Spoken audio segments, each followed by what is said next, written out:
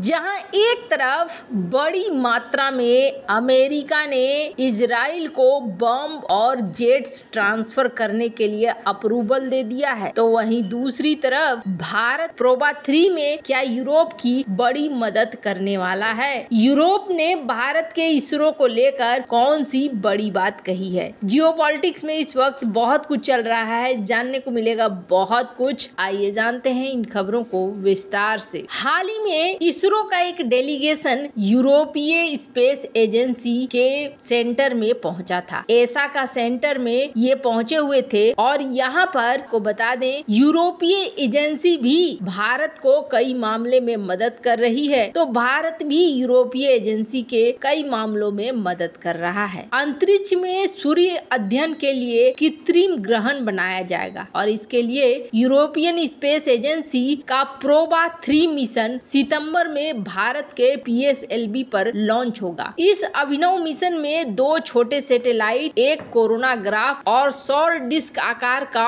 Occulter शामिल है। ये जो लगभग 150 मीटर की दूरी पर उड़ान भरेंगे। यूरोपियन एजेंसी ने कहा है कि ये मिशन एक कृत्रिम ग्रहण बनाने के लिए 2 उपग्रहों के बीच उड़ान भरेगा। ये कोरोनाग्राफ के टेलीस्कोप पर अपनी परछाई डालेगा। इसमें सूर्य का सीधा प्रकाश अवरुद्ध हो जाएगा और इससे कोरोनाग्राफ को एक समय में कई घंटों तक पराबैंगनी और ध्रुवीकृत प्रकाश में धुंधले सौर कोरोना की छवि बनाई जा सकेगी। मॉरिशस के साथ उपग्रह बनाएगा इसरो। संयुक्त लघु उपग्रह बनाने के लिए भारतीय अंतरिक्ष अनुसंधान संगठन ISRO, Mauritius research and innovation council के बीच पिछले साल 1 नवंबर 2023 को मॉरिशस के पोर्ट लुई में हुए समझौते को केंद्रीय मंत्रिमंडल ने शुक्रवार को मंजूरी दे दी है। आपको बता दें बहुत सारी चीजें यहाँ पर बदलती हुई नजर आ रही हैं, जिसमें प्रोबा 3 के लिए भारत का इसरो बड़ा मदद करने वाला है। तो वहीं आपको याद होगा यूरोप के 90% सैटेलाइट लॉन्च को अब भारत ही कर रहा है। पहले ये सैटेलाइट लॉन्च रूस किया करता था, लेकिन अब रूस की जगह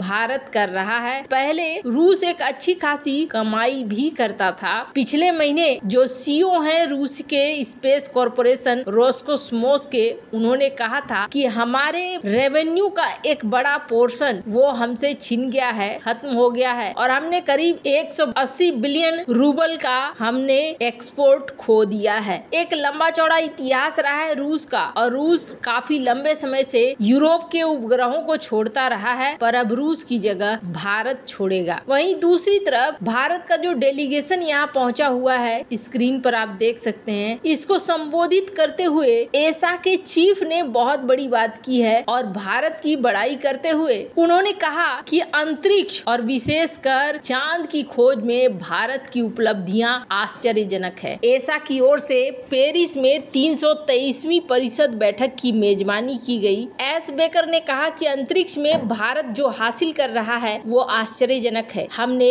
एसा परिषद में इसरो अध्यक्ष डॉक्टर एस सोमनाथ की मेजबानी की। ये प्रतिनिधियों के लिए एसा और इसरो के वर्तमान और भविष्य के योजनाओं के संबंधों में अधिक जानने का अवसर था। उन्होंने कहा कि अंतर्राष्ट्रीय साझेदारोों के साथ सहयोग को गहरा करने के रणनीतिक महत्व को कम करके नहीं आंका जा सकता है। अंतरिक्ष यात्री थॉमस पेस्केट भी इस बैठक में शामिल हुए। उन्होंने कहा कि चंद्रमा के दक्षिणी ध्रुव पर चंद्रयान 3 की सफल सॉफ्ट लैंडिंग और भारत के पहले सौर मिशन आदित्य L1 के प्रक्षेपण के साथ ही भारत 2023 में नई ऊंचाइयों पर पहुंचा है और मील के पत्थर वाले इन कदमों ने न सिर्फ वैश्विक अंतरिक्ष अर्थव्यवस्था में भारत की स्थिति को दृढ़ कर दिया है, बल्कि भारत में निजी क्षेत्रों को भी बढ़ावा देने का कार्य किया है। भारत अब चंद्रमा के अज्ञात दक्षिणी ध्रुव के पास पहुंचने वाला पहला देश, चंद्रमा की सतह पर सॉफ्ट लैंडिंग करने वाला शीर्ष 4 देशों में शामिल हो चुका है। भारत की न सिर्फ ये बड़ाई हो रही है, बल्कि स्क्रीन पर आप देख रहे हैं किस तरीके से इसरो के अध्यक्ष भी यहाँ पर बैठे हुए हैं इस बैठक में और इन उपलब्धियों को देख रहे हैं। यहाँ भारत ने सिर्फ यही एक काम नहीं किया है, बल्कि भारत ने हाल के दिनों में खासतौर पर इसरो ने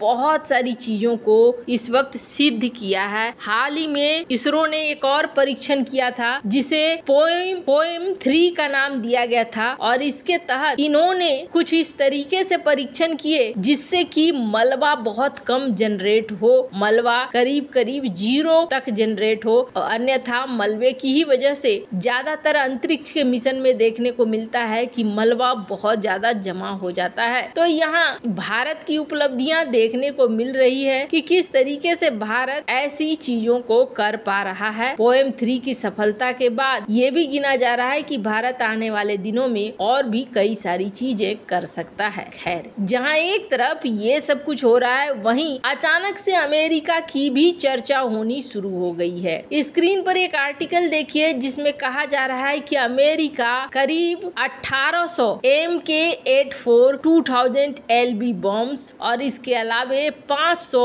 MK-82 500 LB बॉम्ब्स ये अप्रूव कर चुका है इजराइल को देने के लिए। ऐसा माना जा रहा है कि इजराइल किसी बड़े ऑपरेशन को अंजाम दे सकता है और इस बड़े ऑपरेशन को अंजाम देने के लिए अमेरिका की तरफ से ये बड़ा ट्रांसफर दिया जा रहा है इजराइल को। हालांकि कई लोग ऐसा मानते हैं कि इजराइल और अमेरिका चूंकि पुराने साथी हैं, इजराइल को हमेशा से कुछ न कुछ मदद मिलती रही है अमेरिका के द्वारा, तो इसी के तहत ये मदद भेजी गई है। खैर, जहाँ तक इजराइल और हमास के जंग की बात है, तो ये जंग भी अभी लगातार चल ही रही है। इसका भी कहा जा रहा है कि जल्द ही हल निकल सकता है।